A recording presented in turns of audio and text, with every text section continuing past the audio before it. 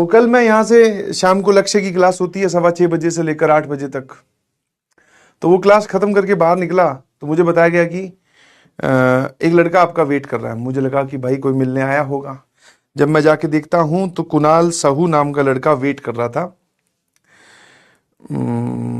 मिले हम उससे, पैर वैर छुए, उसने अपनी बातें बतानी स्टार्ट की। मैंने कहा कौन से बैच से थे बेटा? तो बोले कि सर मैं लक्ष्य से था, पिछले साल वाले लक्ष्य से। उसके बाद में पिछले साल प्रयास 2.0 से था। मैंने कहा अच्छा। मैंने कहा बता भाई क्या सीन है? बोले कि सर बहुत बहुत शुभकामनाएं, बहुत बहुत बधाई। मैं कहा कैसे? बोले सर IIT JEE में सिलेक्शन हो चुका है, IIT दिल्ली में केमिकल इंजीनियरिंग मिल रही है। मैंने कहा शाबाश, IIT दिल्ली में आपका स्वागत है, IIT दिल्ली में आपकी एंट्री हो रही है, इससे बढ़िया क्या हो सकता है भाई? मैं कहा कितनी रैंक आई? तो उसने अपनी जो CRL होती है, ठीक है, जनरल रैंक जो होती है वो बताई 7,400 समथिंग JEE एडवांस में एंड 5,000 समथिंग JEE मेंस में। मैं कहा वाह यार तू खुश है? बोले हाँ सर। और ये बात करते करते जैसे कि अगला जो हमारा सवाल होता है इन जनरल जो हमारा डिस्कशन होता है कि भाई तू खुश है, अगला सवाल होता है पेरेंट्स खुश है ना? जैसे मैंने ये पूछा कि पेरेंट्स खुश है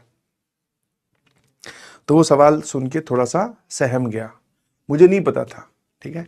फिर उसने अपनी हालत बतानी स्टार्ट की कि सर एक्चुअली मॉम को पैनक्रियाटिक कैंसर था, तो मॉम की डेथ हो चुकी है। मैंने कहा यार रियली सॉरी, मुझे नहीं पता था। फिर मैंने कहा फादर खुश हैं हम? सब सही हैं।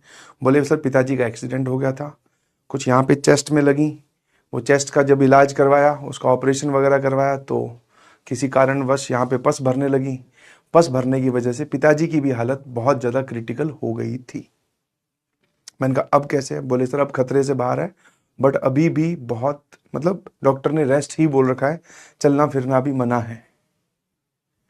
मैंने कहा यार रियली सॉरी, मुझे ये सवाल नहीं पूछना चाहिए था। बट जब मैं ये बातें उससे कर रहा था तो चेहरे पे बिल्कुल शिकस्त नहीं थी। आराम से वो अपनी स्ट्रगल की कहानी बता रहा था कि उसने क्या झेला होगा। ऑल्दो वो बोल के तो नहीं बता सकता और हम लोग इमेजिन भी नहीं कर सकते, समझे कि नहीं समझे? तो मैं आपसे फिर मैं बाकी सवाल पूछने लगा। मैंने कहा फिर पूरे साल तूने कैसे अपने आप को फोकस कैसे रखा यार? यहाँ तो घर में किसी की शादी आ जाती है, बाकी सब छोड़ो सर, किसी के मतलब हमारे चाचा के लड़के का अगर बर्थडे हो तो हम उस दिन पूरे दिन नहीं पढ़ते।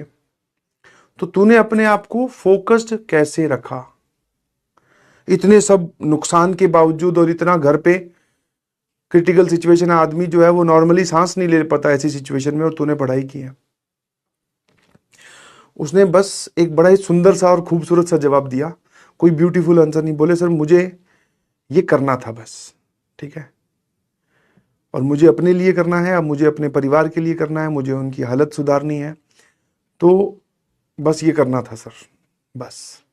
सिंपल सा एकदम, मतलब एक ऐसा जवाब जिसमें सब कुछ आ भी गया, और अगर इसको कोई नॉर्मल इंसान सुने तो उसमें कुछ भी नहीं आया। बोले क्यों किया तूने IIT? बोले मुझे करनी थी।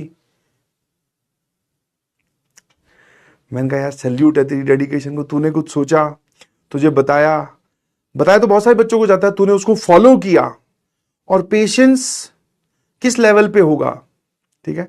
और उससे बात करते करते वक्त मुझे ये भी लगा कि यार हम किन बच्चों को पढ़ा रहे हैं, समझ में आया? किन बच्चों को मैं, मतलब कितना प्रिविलेज्ड हूं कि मैं ऐसे बच्चों को पढ़ा पाया हूं, ऐसे बच्चों का मेंटर हूं, ठीक है। नहीं आई उसकी ऑल इंडिया रैंक 1, कोई दिक्कत नहीं है। नहीं आई सर 100, कोई दिक्कत नहीं है। नहीं आई 500, कोई दिक्कत नहीं है।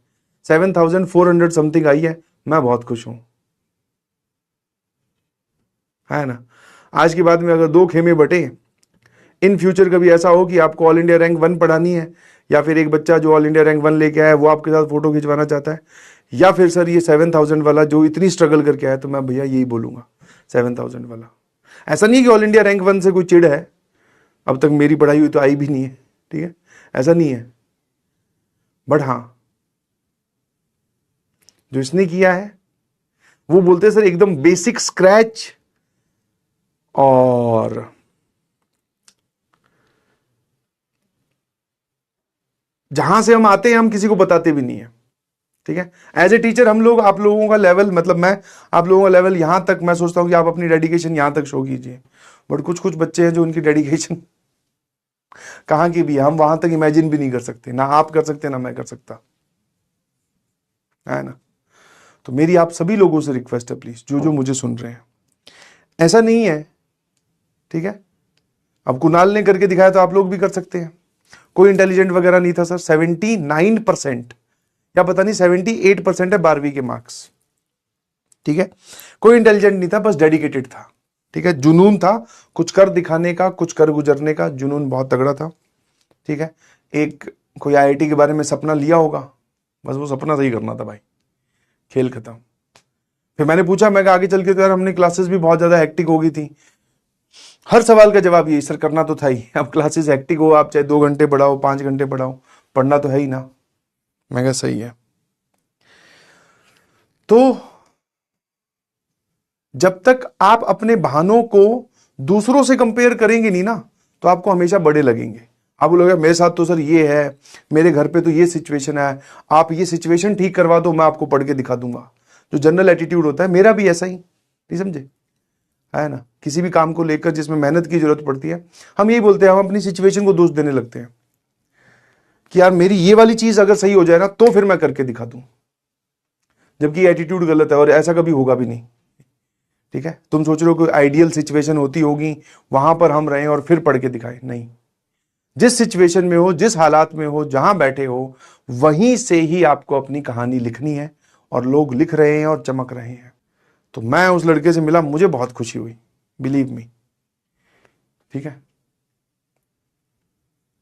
ठीक है। हाँ, फिर मैंने पूछा कि अलग सर से मुलाकात होगी क्या। हाँ, बोले सर अलग सर से मुलाकात हो गई है, पॉडकास्ट रिकॉर्ड हुआ है।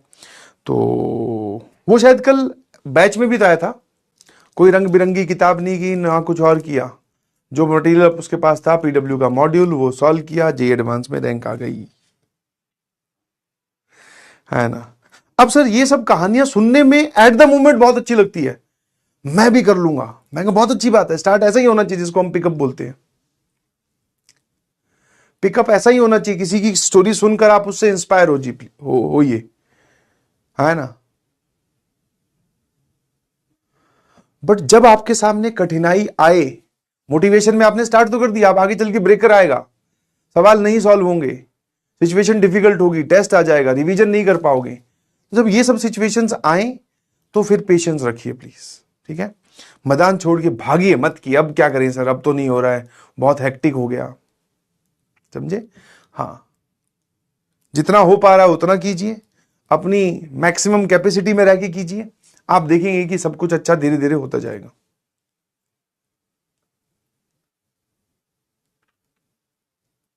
मॉड्यूल नहीं किया था, हाँ मॉड्यूल नहीं किया होगा, तो उसने बोला था कि डीपीपी और जो हमें होमवर्क मिलता है वो, और पीवाईक्यूज।